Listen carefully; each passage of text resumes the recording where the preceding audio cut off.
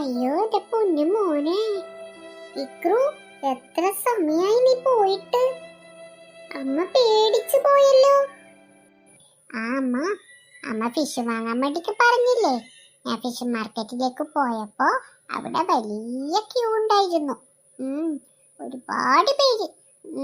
ഞാൻ നിന്ന് ഒരുപാട് സമയം. അപ്പോ എനിക്ക് വല്ലാത്ത തലചുറ്റല്.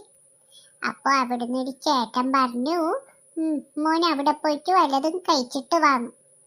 അങ്ങനെ ഞാൻ അവിടെ പോയി വാങ്ങി വന്നതാ. അപ്പോഴാ എനിക്ക് ഓർമ്മ വന്നത് അമ്മയെ. അങ്ങനെ കൊണ്ടുവന്നതാ. മിടുക്കൻ. അപ്പൊ അമ്മയെ ഓർത്തല്ലോ.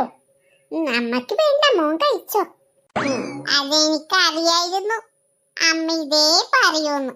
അതുകൊണ്ടാ ഞാൻ കൊണ്ടുവന്നത്.